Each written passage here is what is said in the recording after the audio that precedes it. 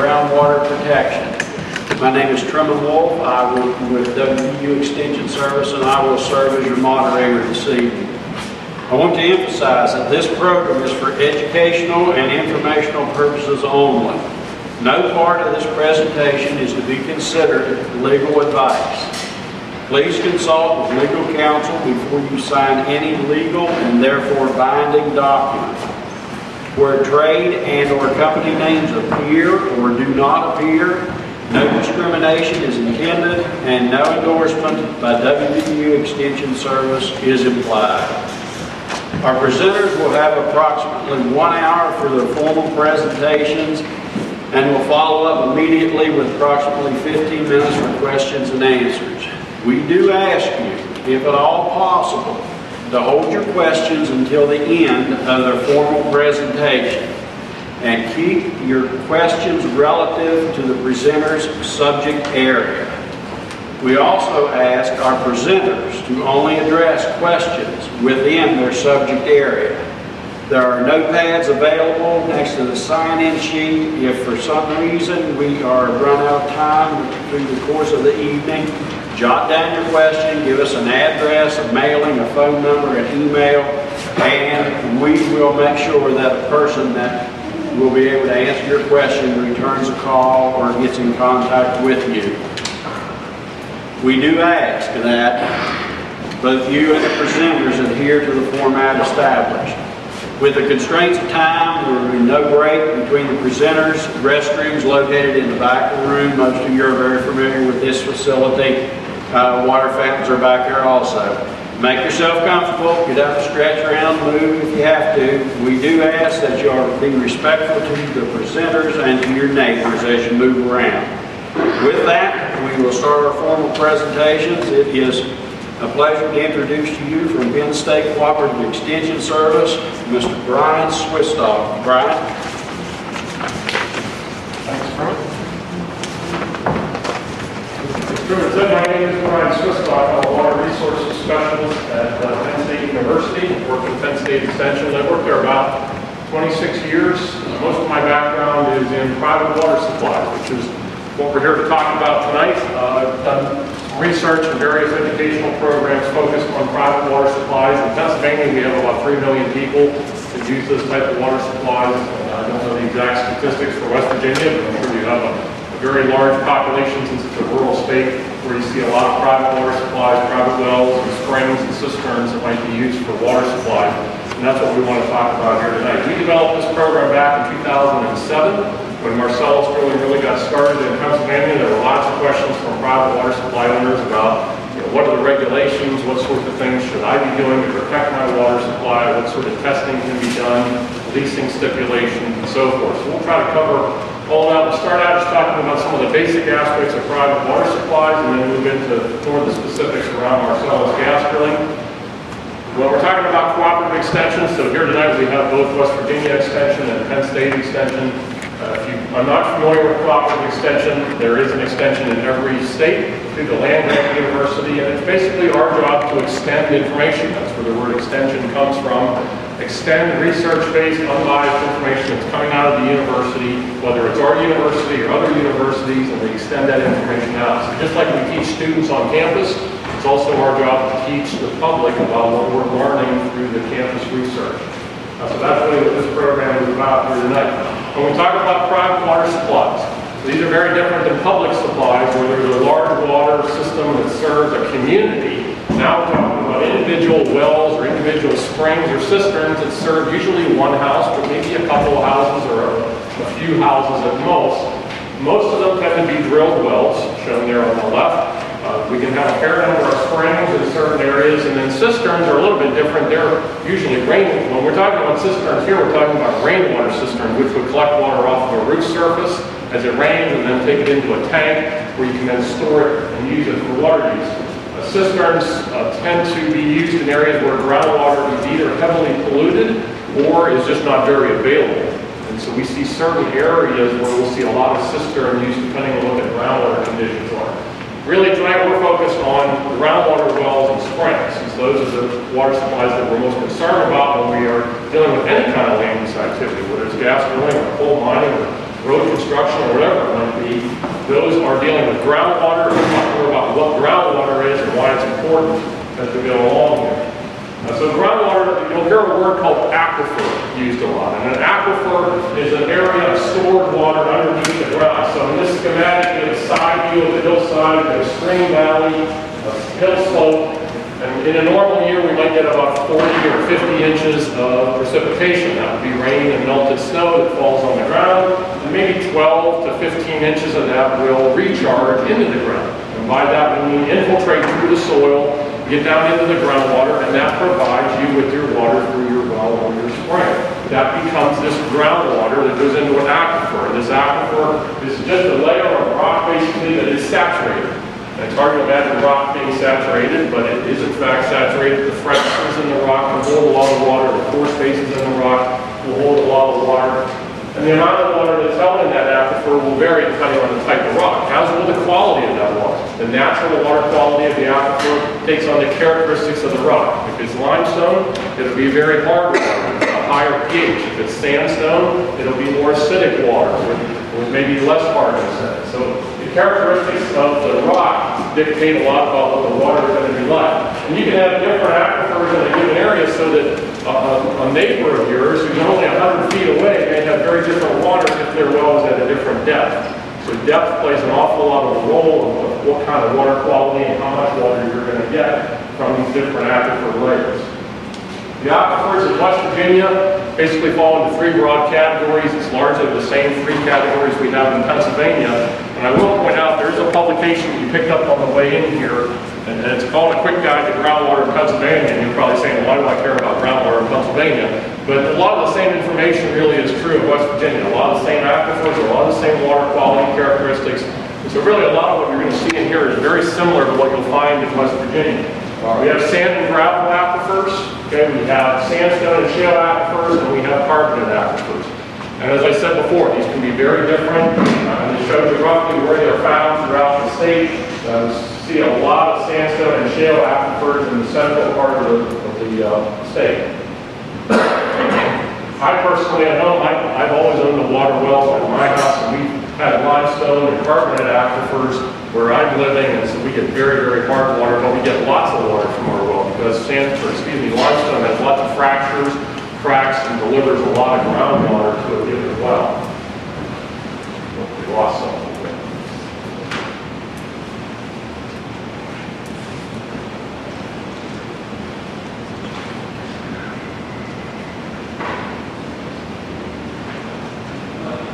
Okay. Regardless of the aquifer you're in or the groundwater, all this water is moving. It doesn't just sit there underneath your property. Groundwater basically is going to move usually in the same direction as surface water.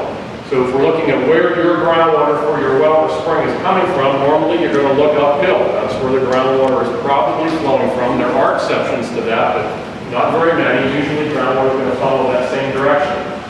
And so this is an important aspect of groundwater because in some places water moves very, very slowly, depending on how many cracks and fractures are underneath the ground.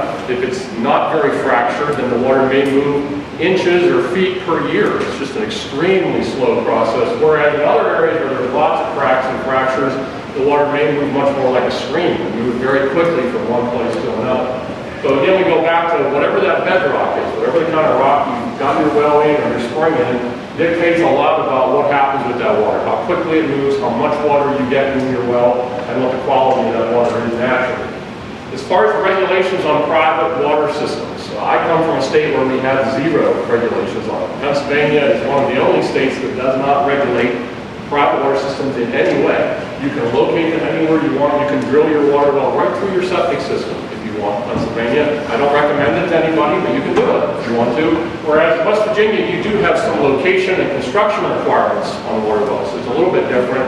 However, you don't have any kind of requirements as far as general testing or maintenance or treatment.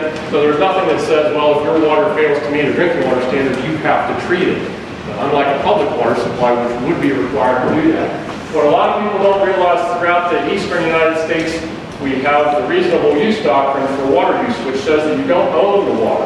So you don't own the water underneath your property, you don't own the water on your property. You have the right to reasonably use it. You have the right to access it and use it reasonably.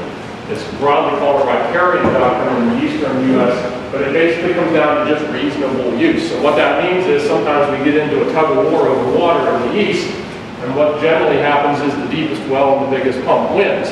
Because again, without any ownership of the water, as long as everybody's using it reasonably, it's all about just getting access to it. And that's why sometimes you just drill deeper and deeper wells to try to get better access to the water than somebody else. Now, when we talk about water wells, how many folks in here have a water well at home? How many folks have a spring? Okay, so we have that's a pretty typical cross-section of what we see. Probably a good 80% or more have drilled wells, which is pretty typical, and maybe 20% or less have springs. If you have a drilled well, this is what's called a standard well cap, and I'll send one around if you want to look at it. Standard well caps were very typical in this state before 2008 when you passed regulations that required a different type of well cap. This is still predominantly what you're going to find on most older wells. This is still what we find on almost all wells in Pennsylvania. They're bolted on from the side. They're relatively loose. You can often go out and pick them right up off of the well. The problem with them is because they are loose and they have an airspace around the inside, you'll get insects underneath them. So down here, if you go around and pick up well caps, about half of them will look like that underneath. They'll have earwigs, carpenter ants, bees, all kinds of insects will live underneath that well cap. If you're really lucky, when you pull off the well cap, there'll be something looking back at you. And that can be things like mice or voles or snakes or all kinds of things. They love to get down in that well because it's a nice constant temperature. And keep in mind, that's not just a hole in the ground. There is stuff down there about 3 or 4 feet that they can build nests on and live in. And so they love to get down in there because it's always right around 50 to 55 degrees all year round. So this airspace creates this problem where we can get contaminants into the well just because of the well cap that sits on top of it. What we like to see is what's called a burn-proof or a sanitary, or there's various other names for them. These are well caps that will usually have bolts that are vertical. So if you're wondering about yours, if you look out, generally speaking, you see vertical bolts around the two-piece situation. That's usually a sanitary well cap. Bolts around the side would be the standard well cap. These are much better because they will have a rubber gasket on the inside that seals around the casing to prevent those little buggers from getting in the well, like mice and insects and various other things. And so that's what we prefer to see on the well. Again, that's what's required in West Virginia as of 2008. And they'll call it a vector or a bug-proof well cap, sanitary, vermin-proof, those are all the same terms for them. They can be plastic or metal, different colors, different shapes to them, but the most important thing is they'll have that rubber gasket that will seal around the casing. Here's some other examples. Here's another type of sanitary well cap. You see the vertical bolts there holding that together. There's a nice Maxwell House coffee can, which is again not a recommended well cap, but it's better than nothing. We've seen wells where people don't put anything on top of them. Here's one with a cinder block well cap.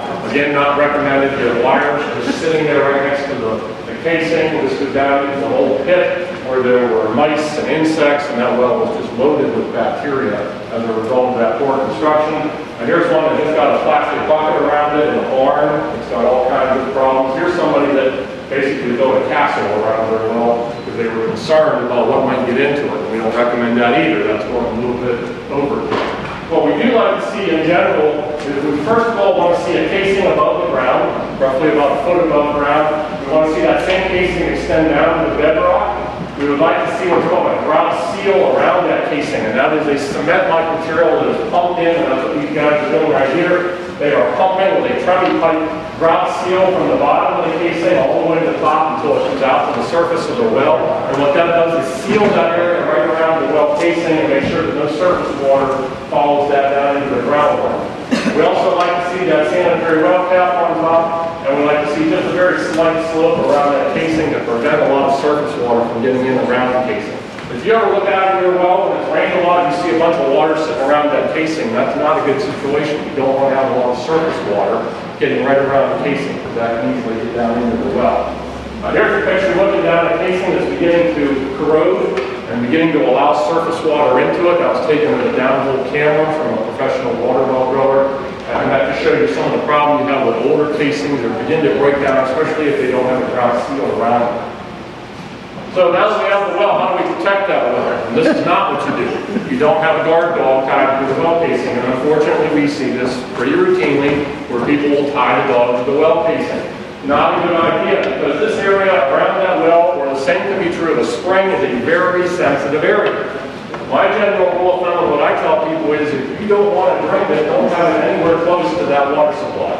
Especially within 100 feet. That's just a rough number that we use and say, look, 100 feet, that's a really sensitive area. If it rains hard, you can easily wash something right over that well casing, right down in along the casing and into your water. So you don't want dogs there, you don't want horse manure piles. We've had people that had horse manure literally piled right over the well and couldn't even find the casing. And we see cases where people apply herbicides, fertilizers. We had one case a few years ago where a woman called and her water was red, bright red. There aren't very many things that cause water to be red. Okay, that's a pretty unusual color. And when we investigated, we found that she had just put down bark mulch around her well casing. And that bark mulch was the red bark mulch. It's got a dye in it. And the first rain that occurred washed some of that dye out of the bark mulch right down into the well. Now, thankfully, it was harmless stuff, but it still made the water red for quite a few days as a result of doing it. Here in West Virginia, I mentioned you do have some location requirements. Most of them are related to septic systems. Generally, in the 50 to 100 foot range is where you want to have the various components of the septic system. In Pennsylvania, we have a similar law that states that you have to keep a septic system 100 feet away from a well, but there's no reverse to that. You can drill a well anywhere you want as long as the septic system is there first. Okay, what kind of sense does that make? But anyway, we try to keep things at least 100 feet away, and that's similar to what you have here with most of your location requirements. As far as protecting the well, I mentioned that 100-foot area. So here's a case where a farmer put a little fence around his well. I'm not sure why, but it looks like it just made the animals more curious about what was inside that fence, because you can see they kind of pounded that whole area right around the well casing. Ideally, we would have a 100-foot area minimum, and if you're well and you're spraying around a hillside, you want to extend that further up the hill, because again, remember, that's where your water's coming from. So you maybe are more concerned 200 or 300 feet uphill, and maybe not as concerned about what's happening downhill, because that will generally move away from the well. And this is one of the most important things you can do. When you go home, look at your well, look at your spring, what is right around it, especially within that very close proximity. Is it anything that you don't want to be drinking? And if it is, move it out of that area, if at all possible, especially move it downhill and further away from that water supply. How far do things have to be away to cause a problem? And this is generally looking at land uses. When we talk about agriculture or gas drilling or coal mining, whatever it might be affecting the water supply, how close does it have to be? There is no simple answer to that. We can't say for certain that if something is 5 miles away, it won't cause a problem, but usually, when we look at problems, they tend to happen to things that are within sight of your well or spring. So if you go out and stand there right at the well, look around, what do you see in every direction? What can you actually see is close enough to be visible? Those are generally the activities you're going to be most concerned about. It doesn't mean that one's further away can't happen, but it's pretty rare that things very far away cause real issues. When we look at problems in water supply, water quality problems, what causes them? Well, it can go back to that improper well construction, of not having a sanitary well pipe, or not having a grout seal, or there's a well that was drilled right into an old existing hand-dug well, which is a no-no also. That tends to create a lot of surface water contamination. So various well construction problems play a role. Not protecting the area around the spring or the well plays a role. Some problems are natural. The idea that all this groundwater is this pure, pristine, wonderful stuff is simply not true. There's lots of natural problems out there, whether it's iron, or manganese, or rotten egg odor to the water, corrosive water that will create water that attacks your metal plumbing and causes copper to get into the water, or lead. Also things like hardness in the water that causes a scale to build up when you heat it. These are all things that are coming right out of the rock that you drilled the well into, and some water can be terribly bad if you drill into certain areas where these conditions exist. Wastewater management, the on-lot septic system. Most people that have their own water supply have their own septic. And if you don't manage that correctly, they may start to affect your water supply. We found in Pennsylvania about 1/3 of the folks on on-lot septic systems indicated that they had never managed that system. They'd never pumped it out, never had it inspected, never done anything to it. And really, those should be maintained every few years at the minimum. And then various land use practices, whether it's mining, agriculture, gas and oil drilling, industrial activity, road construction, these things can all play a role in groundwater quality and can all influence groundwater quality. So when we look back at data, and this is from Pennsylvania, but it would be very similar here in West Virginia, When we look at data before Marcellus drilling started and look at the large number of research studies that we did at Penn State, where we looked at a bunch of different water quality parameters, and this would be what we call pre-drilling issues. How common were a lot of these pre-drilling problems? And this is the percentage of a bunch of different water supplies, over 700 of them that were surveyed, that failed in various drinking water standards. So we have a lot of corrosive water. And again, corrosive water is typically a natural problem that will cause corrosion of metal because of low pH water or soft water tend to be the combination. Lots of hard water, lots of coliform bacteria. Coliform bacteria is a huge group of bacteria. They're everywhere. They're on your hands. They're on the surface. They like the surface of the ground, and they really shouldn't be in groundwater. The way they normally get there is through surface water. So when we find a lot of coliform bacteria in a well or spring, it often tells us that there's some sort of connection to the surface, maybe around the well casing or in the spring box. There's a lot of surface water getting in. They are used to indicate the sanitary nature of a water supply. You really shouldn't have any of those bacteria in your water, but about 1/3 of water well owners have them. Springs is closer to 90% have coliform bacteria. They are extremely prone to bacterial contamination. Roadside springs almost always have bacterial contamination. The water may taste great, but it's not good for you. Iron, low pH are also issues. These tend to be natural problems. Iron can come from coal mining as well. And we find it in about 20% of our water wells. E. coli bacteria only comes from animal or human waste. So if you find that in a water well or spring, you've got either a septic system problem, or you've got rotor tied to the well casing, or you've got mice in the well, some sort of warm-blooded animal is causing that. Lead, nitrate, arsenic, those are all things that cause no symptoms in water, and that's one important thing to realize here. A lot of the things that you will notice in your water are the things that will not hurt you. The aesthetic problems, hard water, for example, iron, manganese, hydrogen sulfide. These are all things that you really don't need to test the water all that much to know that you have them. You see the stains, you taste it in the water, you smell it in the water. It just makes the water aesthetically pretty unpleasing to use. But those tend to be the things that don't hurt you. The stuff that really harms you in water usually has no symptoms. It's kind of cruel, really, but it's true. Bacteria, lead, nitrate, arsenic, pesticides, most of these you're never going to know are there unless you test the water. So you'll have no awareness of just looking at the water, tasting it, or smelling it. The same is true of a lot of volatile organic compounds. These are man-made materials. Some of those do have symptoms, and other ones don't.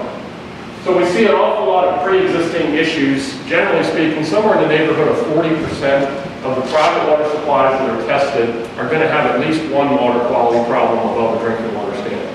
And a lot of that can be related to well construction, natural issues, or various other land uses in that area. That's why testing is so important. We find that in our state about 1/4 of the water supplies have never been tested. Another 20% have only been tested by a water treatment vendor.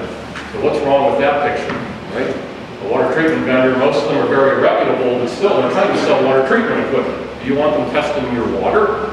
Okay, you should go to a state accredited laboratory who's not trying to sell you anything, have them test your water, then take the test report around to a bunch of different water treatment vendors and have them give you recommendations about how to take care of that issue. So it makes sense to only use state accredited labs, and here in West Virginia, you can use health department or a variety of labs, and we'll talk more about those here in a little bit. What we generally recommend, absent any sort of land use issues, which we'll talk a lot more detail about Marcellus, but just generally speaking, we recommend that every year you test your water for coliform bacteria. It's a very common problem. It can come and go, and it's something you may not realize has happened to the water supply, and there's no symptoms there, so you really need to test frequently for that. In fact, it's good to do it about every 14 months. That way you're doing different seasons of the year, because coliform bacteria is notorious for varying depending on weather conditions, season of year, or climate. Every 3 years you add pH, total dissolved solids, and any local pollutants. So if you live near a highway, you might add sodium and chloride to your water testing every 3 years, because that's what they're putting on the road. They're putting road salt down. So if you have a problem with that, you can see sodium and chloride in your water supply. So in the 3rd year time period, you're doing some of these basic tests that are kind of like a doctor taking your temperature. They give you the overall quality of your water. They don't give you a lot of specific information, but you shouldn't see a lot of changes in these things. The total dissolved solids shouldn't change a whole lot. pH shouldn't change a whole lot. And so that's when you're doing that testing every 3 years in addition to your bacterial testing every year. Now then we get into this legal testing, and what's commonly referred to as chain of custody or third-party testing. And this is a little bit different. This is where you're trying to actually legally document your water quality before an activity. And it can be gas drilling, it could be coal mining, it could be that they're going to put a gas station in close to your water supply, somebody's going to spread something on a field nearby. Regardless of what the activity is, if your purpose is to try to legally document that water quality, that's where you do this third-party testing, and that's where you have the lab come to you. You don't collect the sample.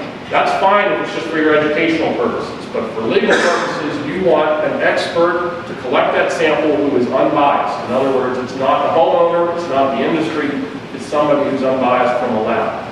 And there are a lot of labs that will offer this service, which again referred to as third-party or chain of custody, and it's exactly what it means. It's a third-party person who has proper credentials on how to collect water samples so that if anything ever goes to court, the person who collected the sample was an expert at collecting it and can testify that they did it correctly, there were no problems with the sampling, and that they were not biased in the sample. So we'll talk more about that when it comes to Marcellus, but generally when we're talking about water testing related to gas drilling, we're talking about a lot of this third-party or chain of custody testing. Once you get your water tested, you compare it to drinking water standards to find out how it matches up. Some labs will give you the drinking water standards on their report, and they might even tell you what's wrong with your water. Other labs will just give you the numbers and say, here's the numbers for your water test, and then you need to go find the water standards. If you get into that situation, this blue guide that you picked up on the way in will help you interpret a water test report. You can go through here, and all the drinking water standards are in here for you to compare your report. But we also have this online now where you can just go in and add your numbers into a form, and it'll spit out anything that's wrong with your water. And I'll show you that later as well. That's called the drinking water interpretation tool that we have that you can just plug those numbers in. Here's the request in West Virginia for the Department of Health for water analysis. So they have a form that you can fill out if you want to get water tested through them as well. And that's I'm not even sure if that is, if they do third party. Does anybody know if they do third party? I don't know that for sure. Everybody knows? Excuse me? Yeah, or do they just take samples in? Okay, so that's not the third party. That would be more for the educational testing. The third party, again, where somebody comes out to your home would then basically be state accredited commercial labs.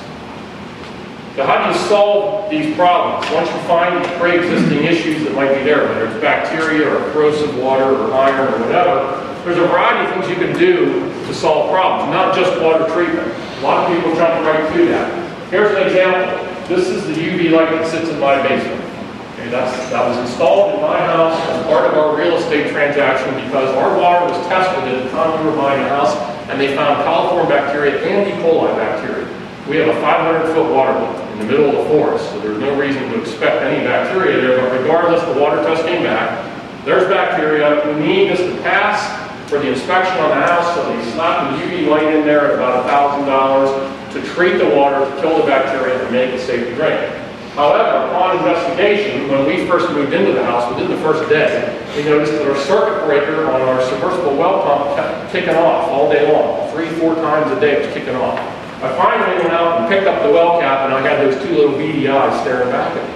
So there was a mouse nest down on our pitless adapter, and the mice were chewing on the wiring down in the well. And so every time that breaker was kicking off, there was a little flaming mouse carcass falling down into my well because it was getting electrocuted probably in the process of doing that. So now I had a well full of dead mice, which was explaining my E. coli bacteria problem and my coliform bacteria problem.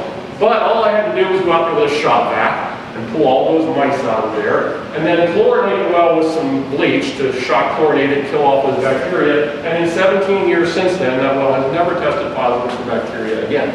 So that UV light is completely unnecessary. But it's an example of how people jump right to treatment, and it's not always the most efficient way to handle things. First of all, look around and see if you can find the source of the problem. Especially if it's bacteria, you might be able to figure out where it's coming from. Especially if you have a horse manure pile sitting right over the well and you have a rover tied to it. Those are obvious examples of where you would want to do something about it. Now some of these things you're never going to solve. If you have corrosive water, for example, that's a characteristic of the rock and the groundwater in it. and you're not going to change that. You're only going to be able to treat the water once it enters the house. So sometimes water treatment is your only option, but just think about some of the other options that you might have. Also, as I said before, you base these decisions on unbiased reports from a water testing laboratory, and not from somebody who's trying to sell you equipment. Look for NSF certification on water treatment devices. That's the National Sanitation Foundation. And also, you can talk to folks. We at Extension routinely deal with people who have water tests and want to know what sort of water treatment is their best option. So you can always explore unbiased folks who know about water treatment, such as Cooperative Extension, to help them make those decisions. So with all that as a backdrop, and most of what I talked about are in those two little brochures that are on the table as you came in. There's a blue one and kind of a gold one that are trifold brochures that really get into a lot of the basics about how to manage a private water supply.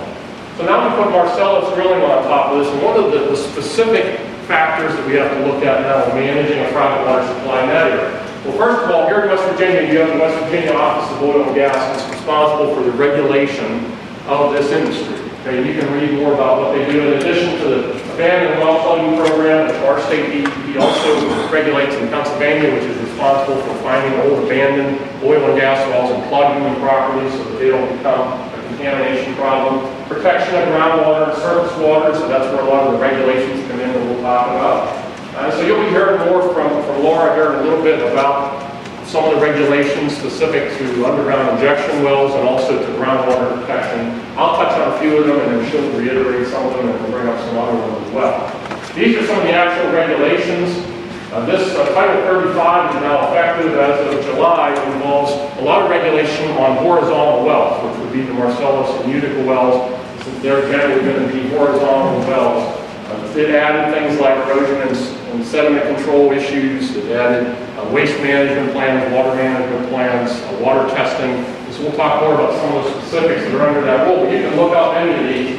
And if you wanted to search, Title 35 is one of the most recent ones that does some of these changes to the oil and gas regulations in West Virginia. Have you given us these references? I don't know if they're probably not in any of this stuff, no. Okay. I can certainly get them to you if you give me your email address. I can certainly send it. So the Marcellus and the Utica underneath it, these are very large shale plays among many shale plays in the United States. All these purple shaded areas are various shale plays. A lot of them started in the Barnett Shale down here in Texas. And a lot of the technologies, the horizontal drilling, the hydraulic fracturing technologies were developed down in this area and have moved to these other shale plays. The Marcellus and the Utica, as you can see there, are the larger shale plays. They're also very attractive because they're close to large markets, large cities, so it's easy to get the gas to market very quickly, short delivery distances to go, and there's a lot of infrastructure available there as well. So it's got a lot of stuff going for it based on location and size and the amount of gas that's in these formations. Now, these are some maps. You can find these all over the internet if you're interested in them, but this is an example of the Marcellus play that shows both the depth and the thickness of them. So the depth of the Marcellus is generally 6,000, 7,000, 8,000 feet below ground, so a little bit more than a mile down in most places. The thicknesses vary quite a bit. It can be anywhere from less than 50 feet where it outcrops to as much as 300 feet in some parts of Pennsylvania where a lot of the drilling has been occurring. The Utica Shale is below the Marcellus Shale. It's often thicker in many places, but it's deeper as well. So when the process gets started, we're going to talk specifically about water supplies and what kinds of things would you do to protect a water supply. And one of the activities that first gets going is seismic testing. And this is where they're trying to actually map out the underground rock to determine where they want to drill these gas wells. And so this is using vibrations. And they'll either use trucks along a road called thumper trucks that'll pound the road and they'll read the vibrations that come back from that. Or a more sophisticated and better way to do it is to go out on the land on a grid and put in small holes with a small drilling device, and they'll put explosives down in there. They'll use geophones to read the vibrations that come back from those explosions. And they're relatively small explosions, about 30 feet under the ground or so. But still, one of the issues is you don't want those explosions going off right next to your well or your spring. It is a vibration. It could lead to a change in water flow or a change in some sediment getting into your well or spring. So one thing to consider, if you're in leasing arrangements for seismic or allowing seismic is to make sure that any 3D seismic, which would be the use of drilled holes and explosives, stays away from your well or your spring. Most of these companies voluntarily now are staying 300 feet away from wells and springs. But it's still a good idea to make sure you stipulate that, make sure that that happens whenever they're out on the ground, make sure that they know where your wells and springs are at so that they can avoid them and avoid causing any problems. We have not seen widespread issues with this. I had a few people that contacted me early on in Marcellus in Pennsylvania that had some issues where it was too close to their water supply. But it's not been a widespread problem, just something to be aware of. Now, the permit that goes in for a shale gas well has a variety of things in it specific to protection of water. There is a notification of water supply owners within 1,500 feet. So if you have a well or spring and you're within 1,500 feet during the permit process, you would be notified that that permit is being applied for. Okay? There's also a water management plan that specifies where the water is going to come from for the drilling of that well, where the wastewater is going to go, what chemicals are being used in the hydraulic fracturing process, any water withdrawals that are going to occur. So there's a variety of things that are in this so-called water management plan that dictates all the liquids there, where they're going to come from, where they're going to go. The permit, once it's granted, is good for 2 years, and there's various permit fees. In Pennsylvania, they really ramped up the permit fees to allow for the hiring of more people to oversee the program. What's spud? Spud means to start drilling a well. So that's the common term for we're going to spud a well, we're going to start the drilling. The process involves, as you've seen locally, you see a fairly large amount of disturbance. Normal pad sizes are on the order of 5 to maybe 6 acres in size. And so they're usually going to exceed a 3-acre limit and require an erosion and sediment plan or permit.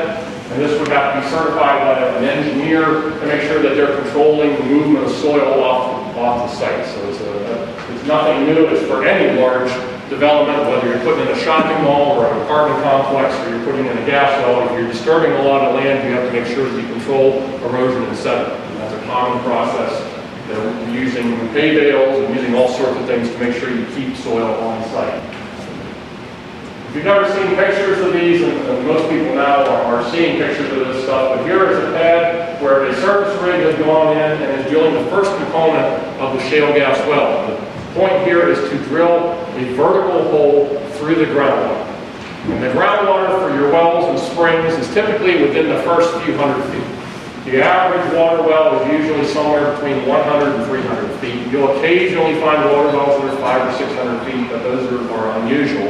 Most of them are going to be less than 300 feet.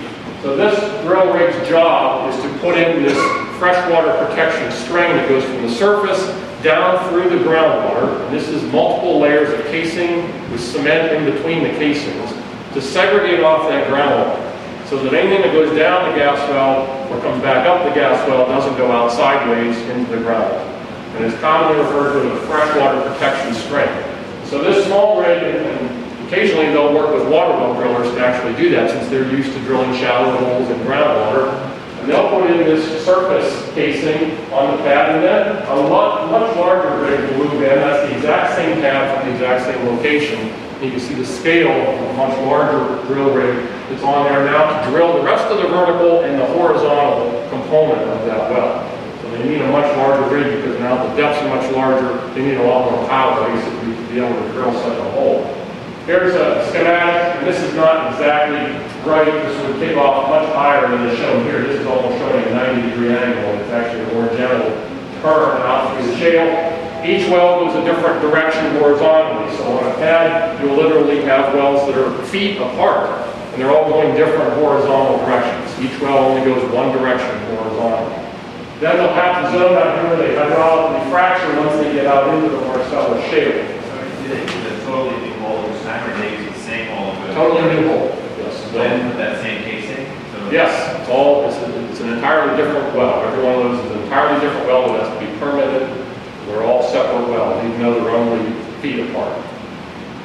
The hydraulic fracturing part of this, of course, is the big controversial part of it. This is where they're actually using high-pressure water, sand, and chemicals to break apart that shale so that they can efficiently get gas out of the shale. If they didn't do this, there would be very little gas that would come out of it. It's very tightly held in that shale. So here again is the well that goes out horizontally through the shale, and you can see that they have now put small holes in the casing. They'll use small explosives to put holes in that casing, and then out through those holes will go that high pressure mixture out into the shale. And it'll break apart several hundred feet out from where the holes occur. The chemicals that are used, people ask why. Why do they use these chemicals? The basic function of the chemicals is to keep that well clean. They don't want any bacteria, any iron, any scale, any metals that clog up these small fractures down in the shale. They want to keep that all clean. So a lot of these chemicals are meant to sequester any kind of things that might clog up that well. It's mostly water. This is the basic component of the fracture fluid. Mostly water, a good bit of sand is used to keep the fractures open, and then a small component of the chemicals. And the chemicals have been changing over time. They've been trying to move toward more friendly chemicals or more green chemicals, as you might call them, and away from more harsh chemicals. But regardless, the basic use of those chemicals has stayed the same, and that is to keep that well basically clean. What comes back to the surface then are various waste fluids. These waste fluids can be drilling fluids, they can be fracking fluids that are coming back, they can be production fluids, and they'll get captured in tanks on the well site. They tend to be high in salt, metals like barium and iron and manganese, oils, greases, sediment. There can be radionuclides there, detergents. There's a lot of stuff dissolved in these fluids. There can be what's called brine. Brine is different than frac fluid. Brine is naturally occurring wastewater. If you drill a deep water well, you'll get brine. And if you drill too deep when you're doing your water well, you'll start to get into this real salty fluid, which is old ocean water essentially that's trapped underneath the ground. It's been down there millions of years. It starts dissolving all kinds of stuff, and it's really nasty. And it is naturally occurring underground. The frac fluid is stuff that is actually being pushed underground, and they'll mix together sometimes, or they'll encounter the brines as they're drilling. They may be separated, but regardless, the chemistry of them isn't a whole lot different. They're both very salty, lots of metals and lots of other components to them.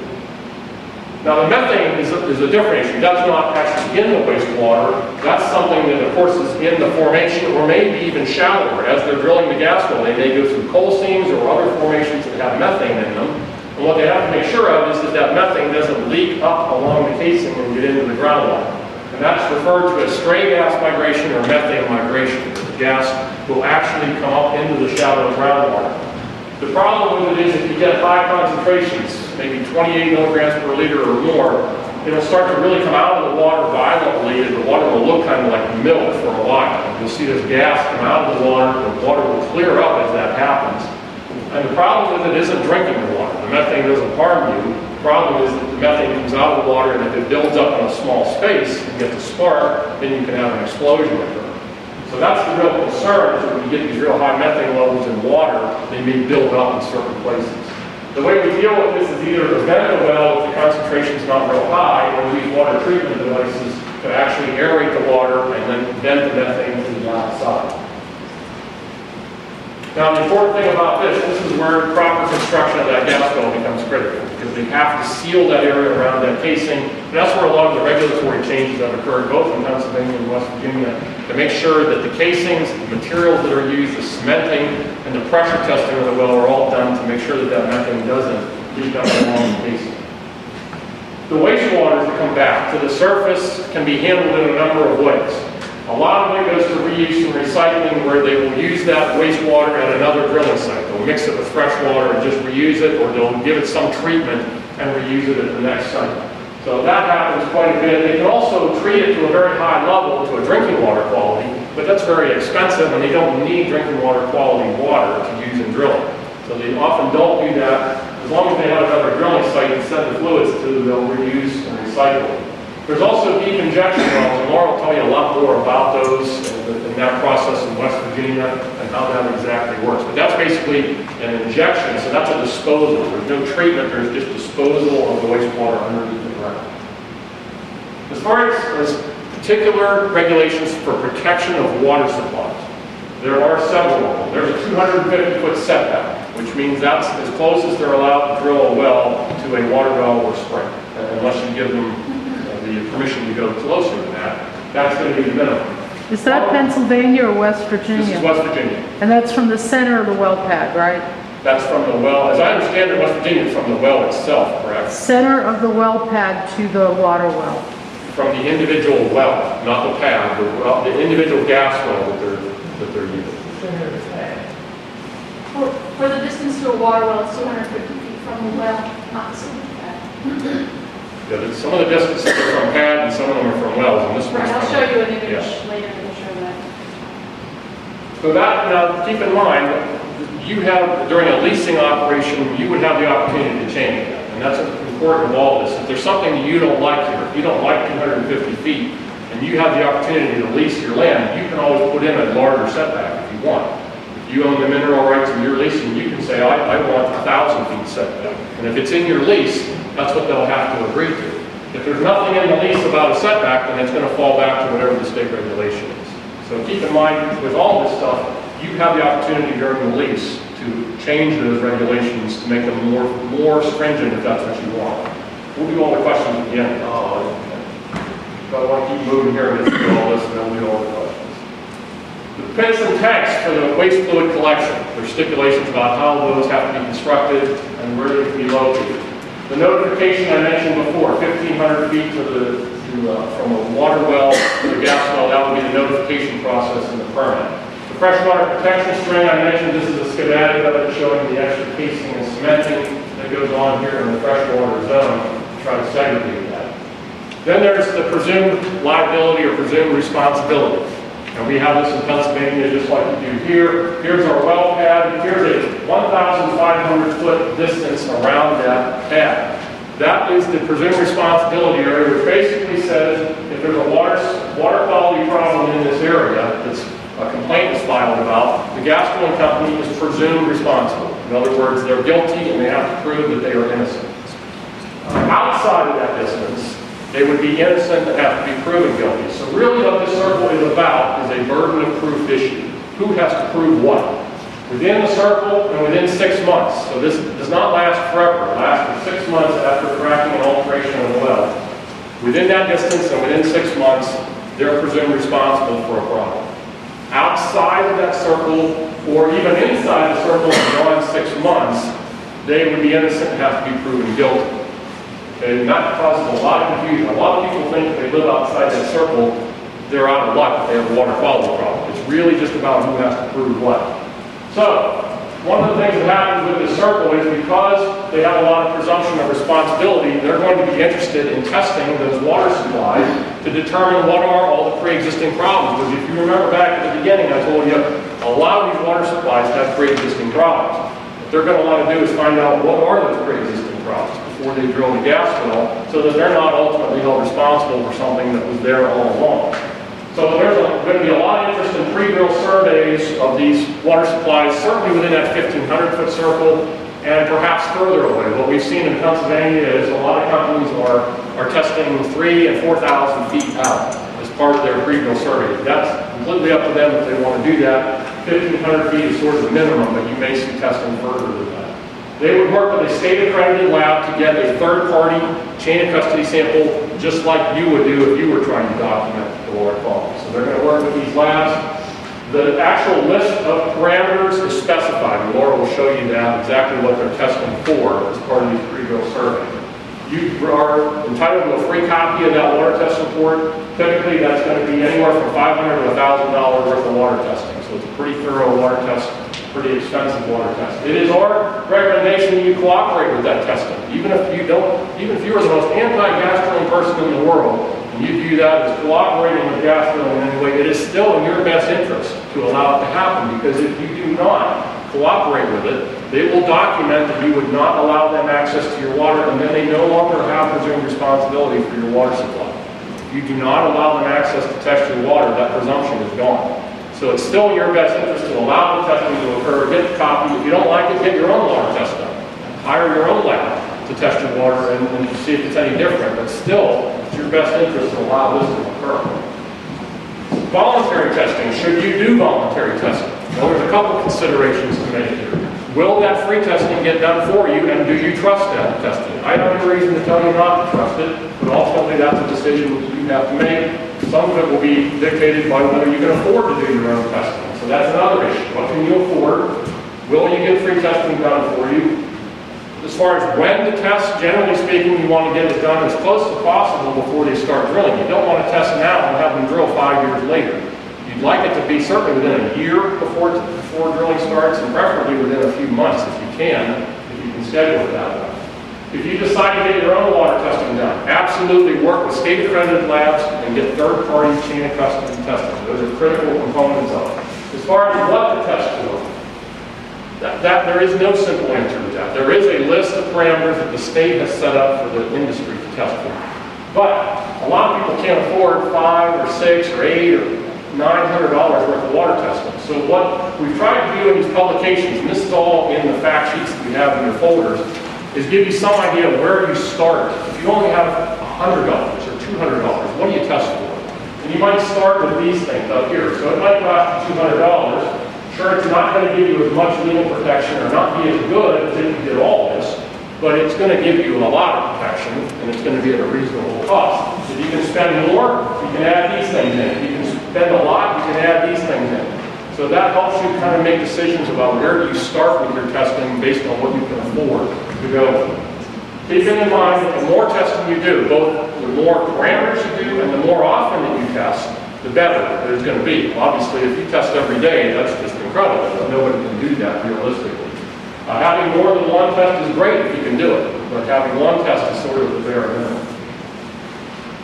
As far as where to get water tested, so we've mentioned that the health departments, although not chain of custody, so not for pre-drill surveys, but certified labs would be the main area you would go to look for chain of custody water testing. There are a variety of those around. They're becoming easier and easier to find because the demand is increasing for water testing. Other water testing to consider. What about voluntary testing during drilling? And that would be using things like total dissolved solids meters or conductivity meters. You can buy these online for about $50 to $100, and they basically measure everything that's in your water in one number. So they'll give you a single number that tells you how much stuff is dissolved in my water. And that number shouldn't really change a whole lot. It should be, if it's 100 today, it should be near 100 tomorrow. If it goes from 100 to 500 in a couple of days, that tells you an awful lot of something got added into my water. I need to figure out what it was, and did it occur because of some activity. So lots of people like this because it gives them the peace of mind of being able to test their water every hour if they want to. It only takes 10 seconds to use one. But unfortunately, the only place I've ever found them is online. You can't really buy them in stores, and they're called total dissolved solid meters or conductivity. After drilling occurs, really the testing that gets done is either voluntarily by the homeowner that pays for their own testing, or perhaps as part of an investigation, the state may come in and do some testing, or again, you can put it in your lease. Say, I want testing done. You can even say, I want it done 1 month after fracking and 6 months after fracking. Whatever you put in there, if they sign it, they're going to have to live up to. So that's another opportunity for you to put something in the lease if you want post-drilling testing. So the leasing stipulations, I can't stress enough, is bring the opportunity to lease. These are all things to think about to put in there. Once you get your water tested, they can be very complicated to try to decipher. Numbers, acronyms, things you've never heard of before. The important thing is you're going to have a result on here that you want to compare to a drinking water standard. And if they don't give it to you, you need to look up those standards and find out what is it that this lab report is telling me is wrong with my water. And make sure that you agree with that. If you don't agree with it, get your own water testing to see if it finds the same kind of numbers. But water test reports, you can learn a lot more about them in that blue publication if you're interested in learning more about the ciphering. As I said, the drinking water standards are the critical component. The important thing about those is there's 2 kinds of drinking water standards. There's primary and secondary. Primary are a health concern. Secondary are just aesthetic problems. So these are examples of primary. There are over 80 of them. This is just 3 examples. Barium has a primary standard of 2 milligrams per liter. So if your water has more than 2 milligrams per liter of barium, you have a health concern in that water. That water is unsafe to drink because of health issues. If you have too much chloride, the standard is 250 milligrams per liter. If I have 300, it's not a health concern, but my water might start to taste salty. That's why it has a standard. It's just purely for aesthetics. So whenever you find something that exceeds the standard, it's important, first of all, to realize, is this a health concern or is this an aesthetic concern? A lot of times, if it's a aesthetic, you're already going to know if there's something wrong with your water because you're going to already smell it or taste it or see it in that water. Some things to watch out for as far as filing complaints or if something changes in the water. Obviously, erosion and sediment problems either in surface water or in your pond or in your well or spring. You see a lot of muddy sediment getting into the water after disturbance has occurred. If you have changes in the appearance of the water, whether it's sediment or effervescing water, which would be water where there's gas escaping from it, that might indicate a methane problem. Spurting faucets, where you have a gas coming right out of the faucet, foaming of the water, metallic tasting water, salty tasting water, changes in the odor of the water. Anything that just is unusual and has happened in conjunction with nearby drilling activity would be reason to contact the State Department of Environmental Protection to have it investigated. And so they can issue orders as appropriate upon an investigation into the complaint that you submit to them. Last thing I'll show you, we did some research up in Pennsylvania that looked at a bunch of water wells around Marcellus drilling sites. And this is available online through the Center for Rural Pennsylvania. These are the baseline problems that we found before drilling started. And this is actually two different studies, one of 233 water wells and one of 547. So we had lots of hard water, as I showed you in the beginning, these are fairly similar numbers. Lots of these pre-existing problems that were occurring before the drilling had started. Lots of metals like iron and manganese. We had a significant number that had methane detectable in the water supplies before drilling. E. coli bacteria, coliform bacteria, etc. And a lot of these people were completely unaware of these problems before they had this water test done. We did see a significant number, 15%, that complained about changes in their water as a result of drilling. And most of those complaints were sediment related. And then there were sporadic complaints of things like metallic tasting water or odors to the water, etc. And when we saw these complaints, nearly all of them were within 3,000 feet of the drilling site. So when we had locations that were further than 3,000 feet, we virtually saw no complaints from them. Almost always within that 3,000 foot area. However, when we went in and sampled these water supplies, there were almost none of them that we could find any actual change in the water quality. So in cases where people complained of sediment in the water, when we tested their water, we almost never found any sediment. So does that mean they were lying? No, it doesn't mean that. What it might mean is that you're only testing one time here and one time here. It doesn't tell you anything about in between. So that's a problem where if this problem occurs and goes away, you may not capture it in your testing. Or maybe it was something that happened as a result of just a natural problem with a heavy rain and they got some sediment and it went away when the rain went away. There's a variety of explanations for it, but ultimately it was very difficult to actually document any of these changes that folks were complaining about. And furthermore, when we went in and looked at water quality, we didn't really see changes in the whole data set. When we looked at all the water supplies, this is looking at total dissolved solids level before drilling and after drilling. They pretty much plot on a line where they're the same before and after drilling. Even the ones that were a little bit different were basically different because there were a lot of changes in that water supply naturally when we went back and looked at them. So we didn't really see a lot of changes occurring in these water supplies, but this was a very short-term study. We were basically looking at testing within about the first 1 to 6 months after drilling and fracking had occurred. So we haven't had an opportunity to go much longer than that out to see if there are changes occurring more than 6 months after fracking. Who did that work? That was me, and so that's several other people in Penn State. You were the researcher that did it? Yeah, I was one of them. There were multiple people involved with it. And you say almost none, so that means there were some waters that were contaminated from drilling. Well, not really that we could document. So you're saying not one well in Pennsylvania has ever been No, that's not, I'm saying in this study. I'm not saying not one. Right, well, you said almost none, and then on the one slide it said most haven't, but that still leaves the door open that some have, right? There were some that had some slight water quality changes, so we can't say that absolutely did not occur because of drilling. It's all a relative nature, but they were very, very similar water quality conditions before and after. And that gets into whether it's a big difference. That's the other thing, is we feel confident saying there weren't any big changes in the water.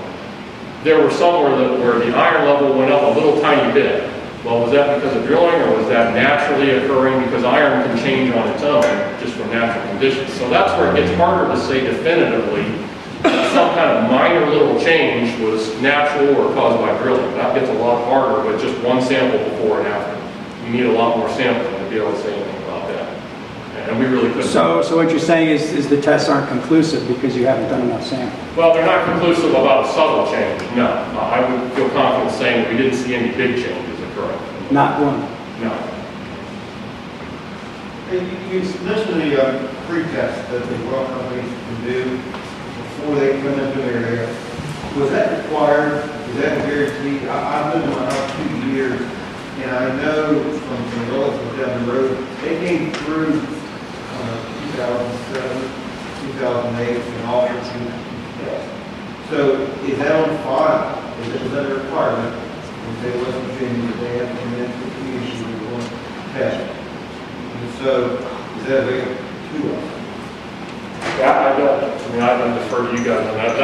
That was a requirement now, right, as a result of these Act 30, Yeah. Title 35, but was it a requirement before? I'm not sure what the requirement was in 2007. Yes, 35 CSR 4, required test. Okay. But it was much more than that. How do you assure unbiased testing if the gas companies are paying for that testing? Well, I get it, but if you don't have anything to go by a baseline, I would like to see if they test it all. right. And I don't know what the requirements were years ago. I know what they were in Pennsylvania, I just don't know the history of those. One last thing, and this is the last slide I'll put up, and we get into some of the questions. This is some methane data from West Virginia that came out of the U.S. Geological Survey. If you're interested in looking more detail on methane in the state, they did a survey of a bunch of water wells around the state, and the red dots show the really high levels of methane that were found. The other dots, the open dots, show much, much lower or even non-existent methane. And you can kind of see where a lot of the higher levels are down here in southern West Virginia, which can be correlated to a number of things. Coal, for example, was one component that you see higher methane levels in. So if you want to learn more about methane and groundwater in the state, there is that report that you can find online from the U.S. Geological Survey. Was there any effort made to distinguish between thermogenic methane and biogenic methane and coal methane? That can all be done. There are isotopic That can be methods. done, I wonder if it was done. I don't know if they did it in that report. I haven't looked into that specifically, but it is something that can be done to determine the source of the methane. Yeah. Finally, this is our website through Penn State, where we have a number of different publications. The ones that you have in your folders, along with other ones about private water supplies and about Marcellus drilling. The URL's here, but there's a little business card that you can pick up in the back that has that same website on it. If you're interested in looking at more information, the report on our research study, if you're interested in that, is on this website as well. So, other questions?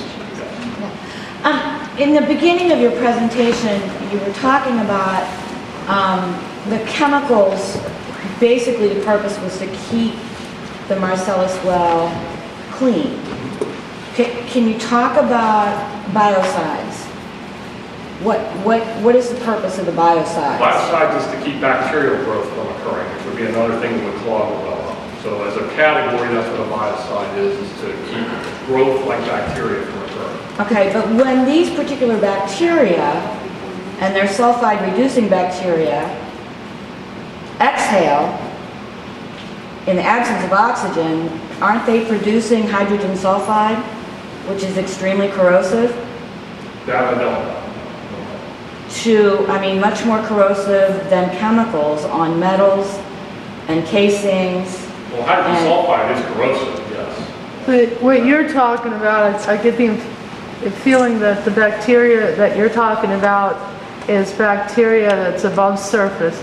And what this lady is talking about is some of the naturally occurring bacteria that occurs In shale thousands of formation. feet below the surface, which with the drilling activity and tends to bring it up. So when that's exposed to air and stuff, there's a whole different chemical reaction that's presenting more issues for the potential of groundwater pollution or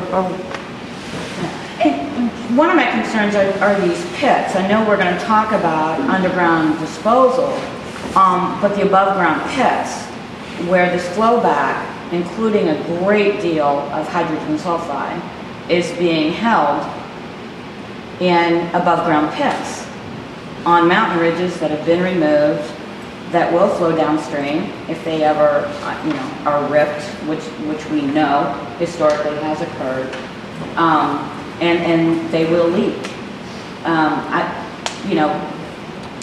That's a real concern. Not only is it corrosive to the casing and the cement and the metal that's supposed to protect the groundwater, 100 times, some studies show, more corrosive than chemicals is this hydrogen sulfide created by the microbiology in deep shale formations. It's what causes the gas. It's the microbiology occurring that deep underground. I think folks would be well served not to just go on, it's to keep it clean. Keeping it clean, this biocide, how long is it going to knock back? They are doing this primarily to prevent souring the gas as it comes up. You cannot isolate and sterilize a rock formation for any long period of time. It will grow back, and it will grow back in abundance. And it will destroy well casings, guaranteed. I have a question about one of the diagrams you showed, where you showed the rock strata in horizontal layers and the Marcellus way down under that. Yeah. A characteristic geological feature of Appalachia is a highly fractured and faulted geology. That's by definition. And I understand in PA there is Marcellus shale that's on the surface. Is that correct? Yeah. Well, they're anywhere it outcrops, so it outcrops in Marcellus, New York, that's how I got the name, so it's a surface. Does that indicate that the strata is up at an angle, like an anticline or an incline, which is very common in Appalachia? I'm not a geologist, so I don't know. Well, because I just get frustrated when I see this graphic representation of the strata being these horizontal layers, when if you look in West Virginia, like take Seneca Rocks as an example, the rocks are actually up vertically, 100% vertically.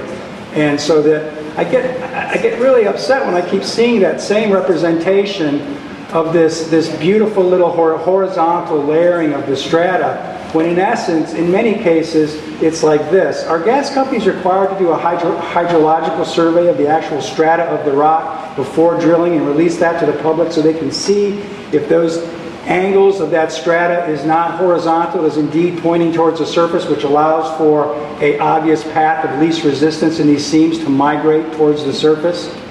Well, they do the seismic testing to map the underground, so that's what the purpose of that is. Right, but do they release that information? Like, let's say they find that, in here we have an anticline or an incline where this strata is not this pretty nice layering, it's actually angling towards the surface, which of course could mean the well could be sunk here, but these angles could go up literally thousands and thousands and thousands of feet away. As you're 3,000 feet, you're seeing situations there beyond the 1,500. So I'm just trying to figure out why do professionals and people keep displaying graphics like that are not necessarily typical of the geology that we see in this part of Appalachia.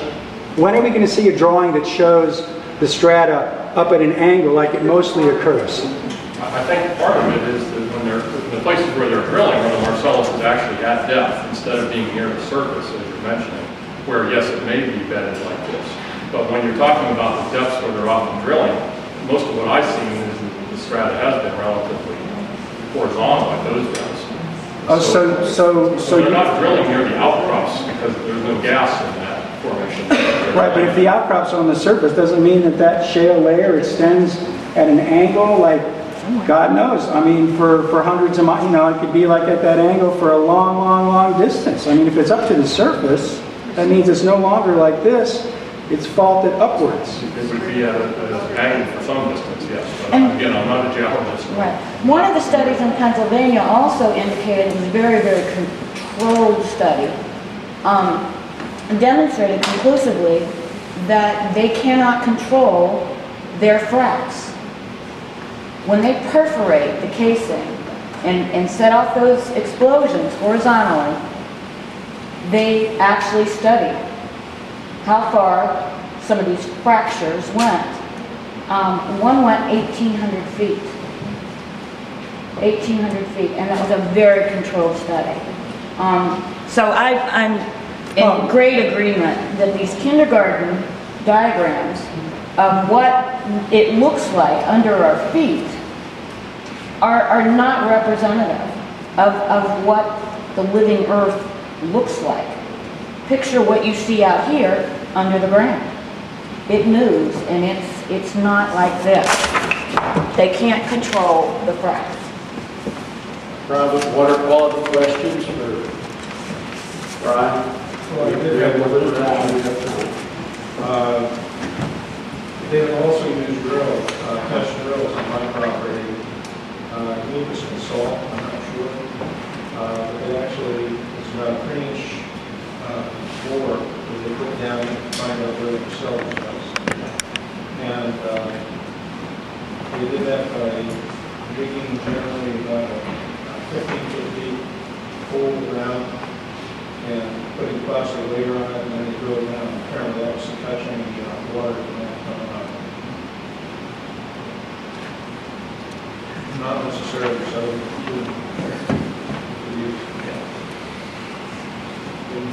Were you going to answer his question, or he was just making a statement? I didn't want to interrupt, but the question that I have, when you first started, you talked about the right for reasonable use. The issue that I have, the right for reasonable use, yeah, I have my water well, I supply water for myself, and some neighbors that are having issues because their water has been polluted. But me using anywhere from maybe 10 to 20 gallons of water per day is a lot different from the oil and gas companies that are pumping water out of our creeks to the tunes of millions of gallons of water for their drilling operations. And the water that they're withdrawing from our creeks or from our ponds or from wells that they might be drilling for the drilling operations does not seem like it's reasonable use. The state, because of the riparian rights, these companies are getting this water for free. They are sucking our aquifers dry, but when our water wells go dry, people in this community have no recourse for assistance to get water unless they're within this particular radius of a drilling site.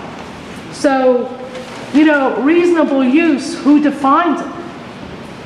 I mean, could I pull up, I mean, I'm sure that if I, as a personal, as a human being, pulled up to a creek and just started pumping and pumping and pumping, that someone would come and stop me, but yet the only thing these companies have to do is get the permission of the surface owner to rent the area that they're withdrawing the water from, and to have a sign up there, what is it, after they use 200,000 gallons, they have to have a water plan with the water wells, and they have to post a sign as to where they can withdraw this water from our creeks. Right now, we have a water withdrawal site upstream from the water supply for the town of West Union. There are 53 wells listed as far as these companies can withdraw from that, and this is upstream from a municipal water supply. I mean, there's something wrong with that picture. That's not reasonable use. I mean, so what recourse? And you're talking about this, if they're pulling that much from our surface water, surely it's affecting the groundwater that people's wells are tapping into, because that water percolates into the groundwater, correct? Does the water that's in our creeks percolate down to our water tables and our water aquifers? If it's a losing stream as defined, then yes, it would. Some streams are gaining when the groundwater comes in. Right, but if it's a losing stream, it is. Right. It is going, which in effect has an impact on people's water wells. It's resources that we, as residents in this area, are losing because gas companies can withdraw indiscriminately whatever amounts they want and they just get it for free. The state doesn't get any money. There isn't a fund set up to help people whose water is becoming polluted or they're losing their resource. So reasonable use, I mean, if that's in with the riparian rights routine, there's just something wrong with that picture. Final question. Go ahead. How does the state gauge when a water table has been compromised? And will the DEP stop it from being compromised? What do you mean by compromise? Well- Quality or quantity or what? Losing our water, having our water table. So you're talking quantity? Yes, quantity. And quality. Well, there's distinctions between them as far as how that's determined, how that's monitored, and so forth. It becomes a permitting process under the quantity issue. The quality issue is more by testing to determine if there's changes in water quality. But under water quantity measurements, there are monitoring those to measure water levels to determine if they're fluctuating or not. And there are permits as far as water quantity distribution from that. Can I ask a real quick quality issue? As a private well, water, I guess I don't own it, but I have a private water well. Would you consider a baseline conductivity prior to drilling of 220 to a consistent from July to date, as of today, reading and conductivity daily, 650 to 745, a significant change? It would depend on the area. Some places I would say yes, some places I would say that wouldn't be unusual. This is very close to a drilling activity. Two wells. It would depend upon what other measures in the water had changed that were causing pH, that's not TDS and salinity have all increased. So chloride levels, or what do you mean by salinity? These are taken with a conductivity Activity meter. that also includes salinity, pH, and TDS. Okay, so the important thing there is why is the TDS changing so much? What is causing it? Is it just And consistently part of- staying elevated. Right. So it would be curious, it would be something to look at definitely in more detail as to why that change is occurring. But yeah, it could be very alarming depending on the water well and the location. So I'm not unnecessarily alarmed. Thank you, You're not Brian. unnecessarily We're going alone. to have to move on to our next presenter. Brian has agreed at the end of the next presentation, Brian will come back up for additional questions for a few minutes. Thank you very much. It's a pleasure to introduce from the West Virginia Department of Environmental Protection, Laura Cooper. She will be discussing groundwater protection and the underground injection control program. Laura?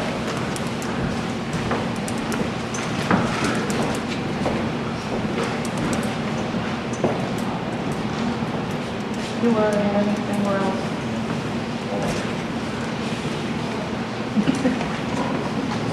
It's good for you to hear this stuff. I wish Shirley and Ralph were here. Ralph is here. No, Shirley is right next side. Shirley said she was going to take care of Rand. Yeah, well, she can have Hi everybody, I'm Laura Cooper, I'm in the DEP Office of Oil and Gas. I'm not the UIC expert, although that's what this presentation is about, so if you have any questions regarding UIC or anything that I can't answer, we can forward that on to someone else. Tonight I have with me Joe McCourt and Rick Campbell, they're the inspector supervisors for the state. They supervise all the inspectors throughout the state of West Virginia. And there'll be a couple other names at the end of the presentation of other contacts you can get in touch with if you can't answer your questions. I grew up in Preston County. I played in the Doddridge Creek water when I was a kid, and I enjoyed it so much that I decided to go to WVU and get a degree in environmental protection. So now I work for the DEP, and this is going to be a pretty short presentation. Basically, it's just an overview, and then we'll answer questions afterwards.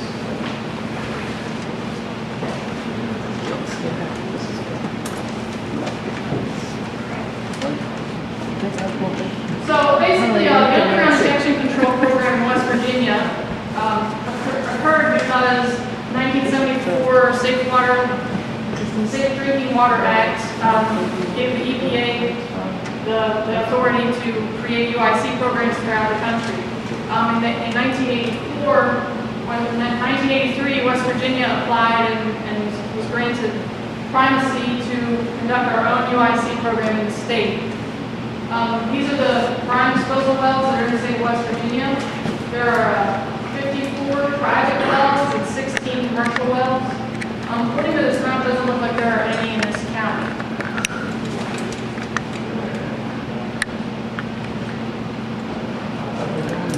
There aren't any. Just brine? Is the brine water radioactive? That's on this slide. UIC wells in West Virginia that are regulated by Office of Oil and Gas are Class 2 and Class 3. Class 3 are solution mining wells. That's when they inject water to dissolve salts that are down in the formation to use those salts for various industries, like they get chloride. Class 2 are disposal wells that are used for drilling activities. Oil and gas, liquid that comes up with oil and gas is not considered a hazardous waste. In fact, Class 4 injection of hazardous waste, there used to be a Class 4 injection of hazardous waste in this country, but it was banned. So there is no longer any injection of hazardous waste. US EPA continues to regulate carbon sequestration wells, and the Department of Water and Waste DEP regulates other UIC wells, Virginia and the state. So this is a basic construction of an underground injection well. It has to have surface casing that's cemented to surface, and the surface casing is the portion of the casing that penetrates fresh water. You can see there that this dotted area represents cement. There's cement that's between the surface water and the casing. There's actually a layer of cement there, and then there's a layer of drill mud that's in this angular space.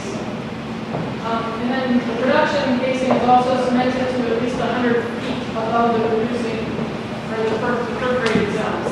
Basically, the perforated zone down here where they're injecting the liquids is a depleted zone.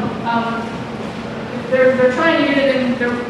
The goal is to get it to a formation that is already known to be depleted because oil and gas has been taken out of it in the past. So typically, it can take a whole. The reason they've selected the area is because it can take a lot of injection. And they also have packers down here. These are basically like very thick rubber plugs. These are replaced at least every 5 years when the permit is renewed. What's the typical depth of that pipe? They are usually probably possibly 10,000 feet or Depends. I think they're usually pretty. It'll depend on the formation. Right, and a lot of these are converted from previous wells that were used previously for production. So it depends on where the formation is. Because some of those are fairly shallow. Yeah, I don't have the depth of the wells on here. They can range, the depths of those wells can range, it depends, because they can take an old well that is not producing, convert it to an injection well, and whatever that depth is, that's what the depth is. So the depth can be anywhere from 2,500, 3,000 feet to possibly 7,000 or 8,000 feet. Right, and in order to be able to convert that well into a UIC well, it would have to meet all the requirements of a UIC well, the permitting requirements. Is there not radioactivity involved with some of the wastewater that's being exposed? Yeah, I think it's important to clarify that when you talk about not considered, in quotes, hazardous, you need to bear in mind what has been exempted from the Clean Water Act, the Clean Air Act, the Safe Water Drinking Act. And all of these things have been exempted, including the fact that radioactive drill cuttings are traveling down our roads. But they don't have to call them radioactive. And they're going to our landfills, and this radioactive material is being injected underground. It just is. Well, plus the fact that the frac fluids that they're using for some of these injection sites, the compounds that make up the frac fluids are proprietary. So if they're proprietary, how can you determine whether or not it's hazardous? But it's kind of interesting with some of the situations that have occurred where, you know, we have open pits of frac fluids like next to injection wells, like in Ritchie County, that, you know, this stuff is evaporating into the atmosphere as well as getting injected that's close to areas that people live in. You have the situation in Ohio with the injection wells along the Ohio River. That stuff is being imported from New York, PA, and, you know, pretty much getting dumped in our backyards. But the UIC, I mean, you have regulated UIC wells and you have unregulated. So there's a there's a difference between whatever permits, like the classifications of them as to what can go in. Yeah, I'd like to move on to UIC permit requirements as it's related to groundwater quality. Basically, the requirement of UIC permit includes several parameters that are to protect groundwater quality. One is a topographic map showing all water wells within a 1 mile radius so that the permit reviewer is aware of what's surrounding it. The applicant is also required to review, and the reviewer also reviews well records for all wells that are within 1/4 mile radius of this proposed injection site. Also, the injectate, what they plan to inject into the well, is tested for many parameters and checked to make sure that it'll cooperate with what's already down there. They're also required to test all water wells and springs that are used for drinking water within a 1/4 mile radius. And here are the test parameters for UIC, for water wells surrounding UIC wells. Basically, chloride, iron, total dissolved solids, sodium, barium, manganese, and pH. This is the general requirements there. That's what they test in that 1/4 mile radius. Okay, I'm moving on now to the Natural Gas Horizontal Well Control Act. This is what I'm a little bit more familiar with because I review horizontal or Marcellus well permits. Basically, 22.6a passed in December of 2011, and that allowed DEP to promulgate rules to regulate horizontal or Marcellus drilling in the state. At that time, they also passed the emergency rule, that was until they got the official rule passed, which went into effect this past July. That's 35.8. This image here is from the Secretary of State website. You can, I don't know if somebody had asked about finding these regulations. They're all available on the Secretary of State website. You can look them up and read them. Basically, 35.8 is very similar to the emergency rule that we had been working with for the last year or so. There are just a few minor changes.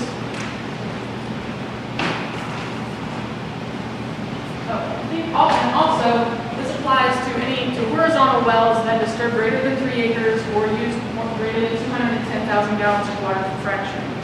So that's basically the definition of the wells that apply to this rule. So this is just one of those general diagrams of horizontal well construction.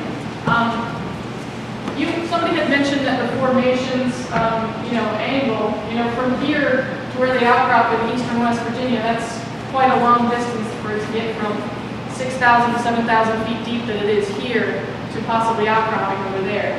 These horizontal wells are usually going a mile or less horizontally. The up and down between that 1 mile is not that great. Ma'am, And it certainly behooves the operator to know where the Marcellus is, because that's what they're trying to get to. They want to stay right in it, because otherwise they're losing money. Well, ma'am, I would beg to disagree. I mean, like I said, it's Seneca Rocks as an example. The actual strata is vertical. Okay, so it's not traveling miles; it's traveling straight up and down. And if you what happens geologically between this area and Seneca Rocks is there's a sinkhole. Well, I'm saying I'm talking about, that, we're talking about 1 mile underground, not several counties, several hundreds of miles underground. right, what I'm saying is sometimes that angle, again, here's a disingenuous representation of Appalachia. You know, it's not horizontal like that. It's up at an angle almost everywhere. There are very few places. Well, how do you think the mountains, you know, they're not just stacked up necessarily. You can look, like, if you drive and look at the big cuts in some of the freeways, you can see that the angle of the strata is up at an angle. It's For one not thing, horizontal. this is a schematic drawing. It's not made to represent any, you know, actual, it's just so that you understand how the casing is done. Also, we're talking about a very short distance, and the distance up and down between the depth. I mean, they know the depth of Marcellus in any given area, or they wouldn't make any money drilling into it. Let's move through the presentation. We'll have an open session.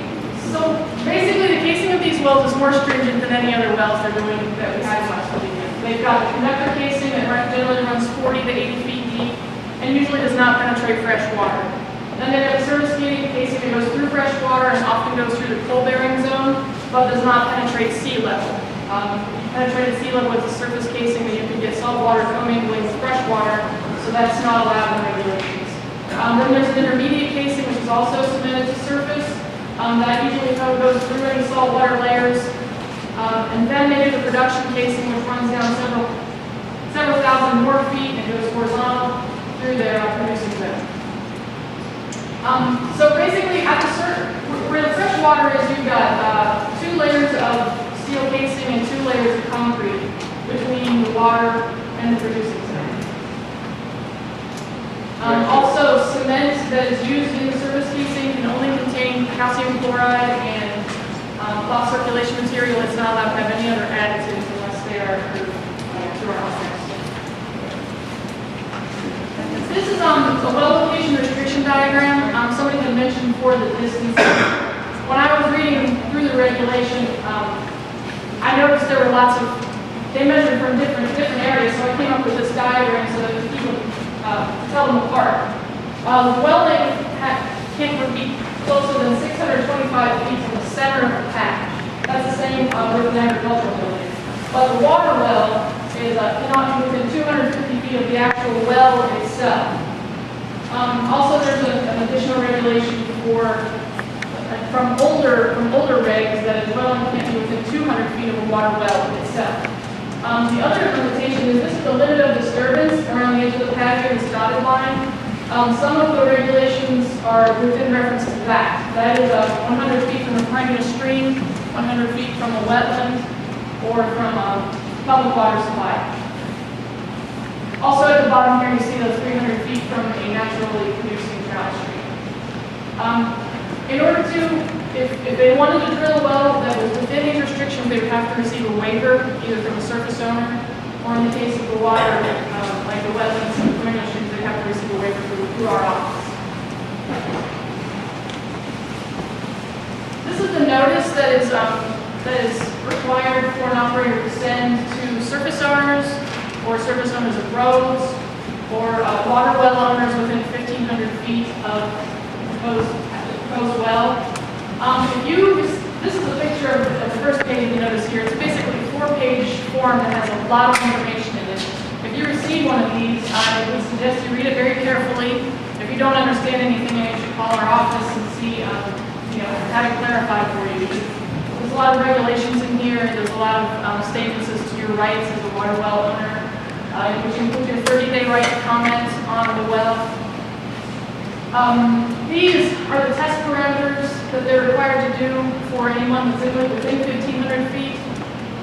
Basically, if they offer you this testing, it would benefit you to take it just like Brian stated previously.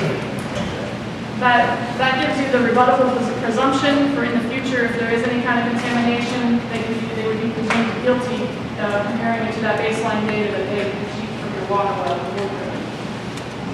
So there's a whole host of parameters here that they're testing for now. Several of these have been added with the new passage of 35.8.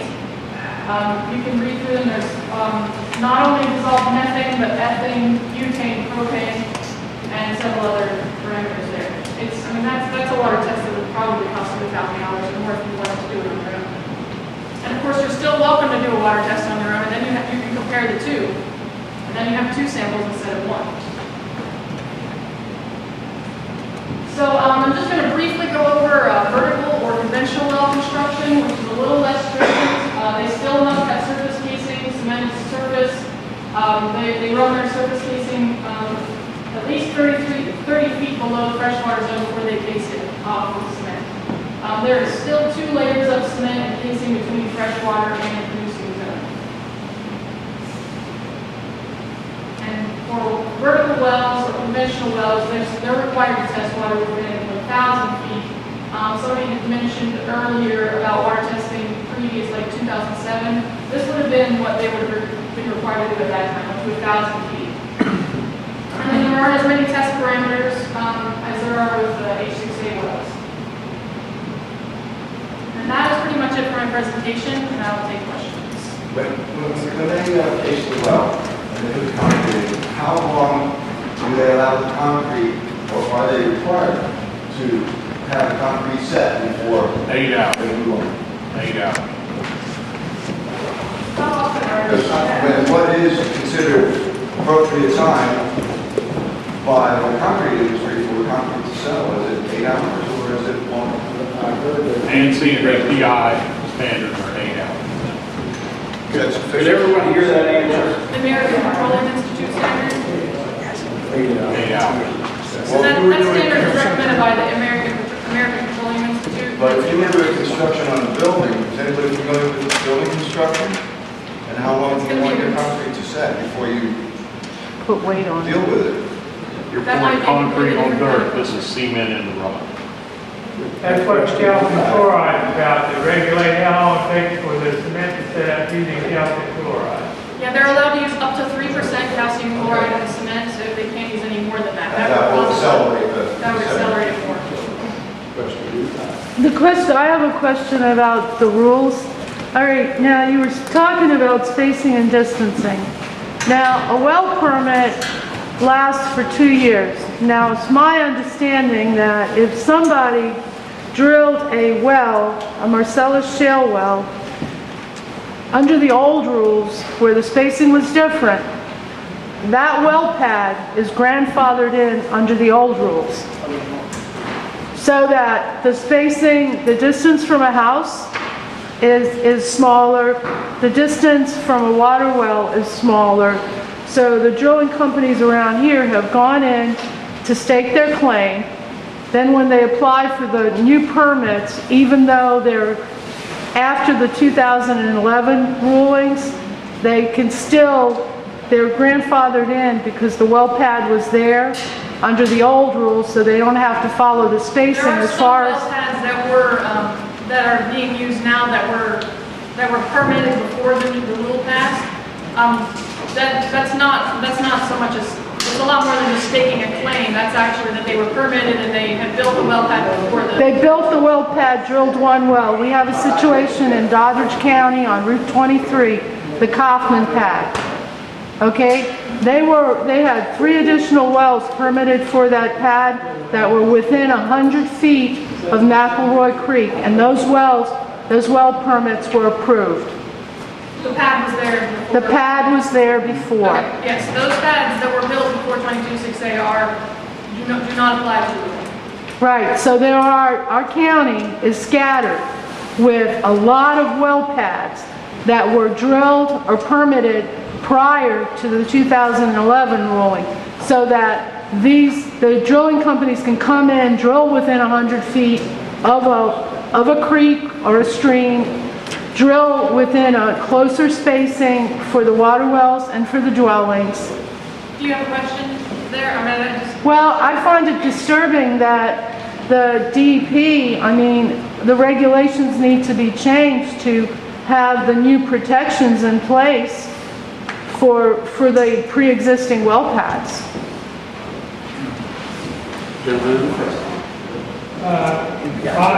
My farm is a dry farm, that is, the streams go dry just about every summer.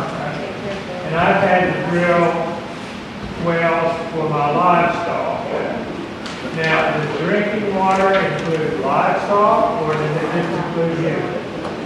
Probably need to bring Brian back. Brian, will you step up here, please? It's not really the best place for this. Okay. If we have a drinking water question here, I think it would be more appropriate when it's on to the subject. Sorry, I didn't hear it. My farm is a dry farm, and the streams on it go dry about every summer. Okay. And I've had to drill 2 wells, water wells, to provide water for my livestock. This drinking water includes livestock, or does it just include humans? You mean in the regulations? Yeah, As far as what has to be tested? it says drinking water on the slide, I wanted to clarify. And ours would include a farm well, so one used for livestock. Yeah. That's in Pennsylvania? Yeah, I thought it was the same. It does include those used for Yeah. livestock. Yes. I have a question here. We've been talking about getting notification of testing before frac filtering. Where does one go to find out where wells are located? In other words, he said just drilled 2 wells. Are those on some record someplace? They go around to the people that are within that distance when they're preparing a permit, Oh, yeah. and they talk to people about the water wells that they have. Okay. It also identified them on They aerial do? photography. They do? Yeah, that's a question I have. See, I think a lot of us have been missed. What is our recourse if we've been missed? If you're within 1,500 feet, Yeah. and noticed. Yeah. Well, I mean, if you're within 1,500 feet and haven't been noticed, then that would be a problem. But we'd have to look and see where the wells are and check that distance. How do they notice you? They're supposed to, That form, they send us your address, the surface owner's address. Isn't it registered or certified or? So they should have a copy if they tried to notice We you. have a certified mail receipt for every individual with the correct address that's matched to the address on the form for everyone. And they changed all the physical addresses. we went to 911 addressing in this county. Okay. Holy crap. Understand, future questions relevant here to this subject area. We have so many. Okay, I have a question. Can they guarantee that the cementing of a well is perfect and 100%? No. They can run bone logs and do the connectivity with cement and the iron pipe. The log will show if there are any voids or might. And how do they avoid? Oh, is it? Can everyone hear this? Yeah. How do they? Like, these people, stand up, repeat that, please. Not a good time to speak. When they cement a well, if there's any question as to cement integrity downhole, they run what's called a bond log. Radiation rays back through the cement, and it will show if there's any microchasms or void where the cement is or isn't. If there is a void, we can require them to perf and squeeze that pipe and push cement up behind it. And in that case they do, then we can also require them to run another cement and pipe casing in the well and cement it. Have you ever required that? Yes, I have. Fantastic. Because I'm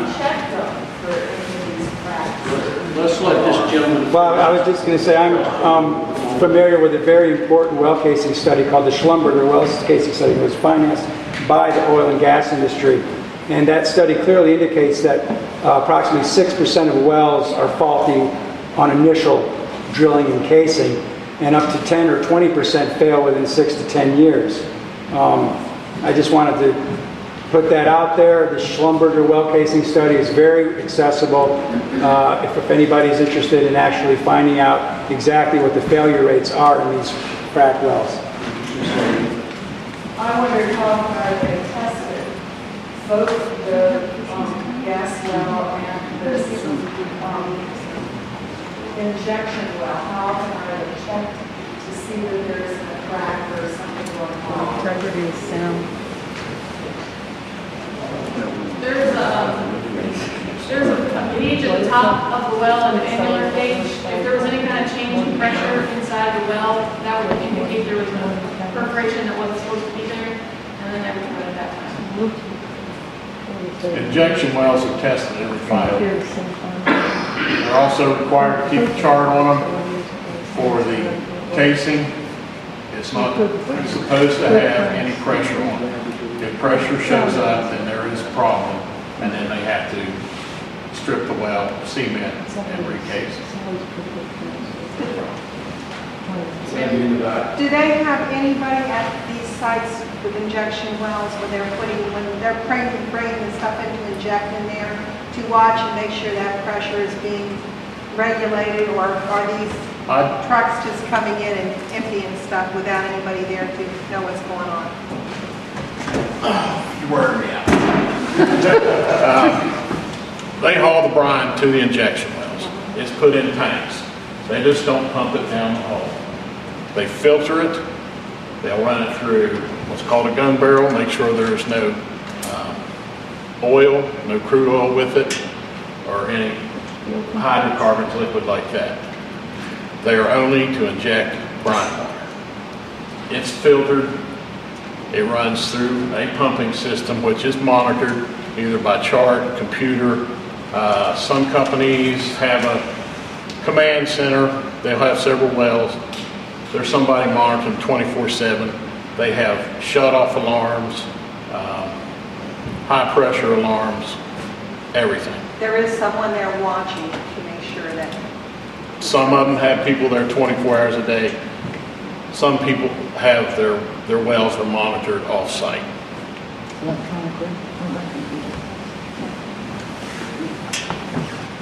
Actually, what I would like to do is take an opportunity to thank Laura and, I forgot your name. Brian, for coming to speak to us.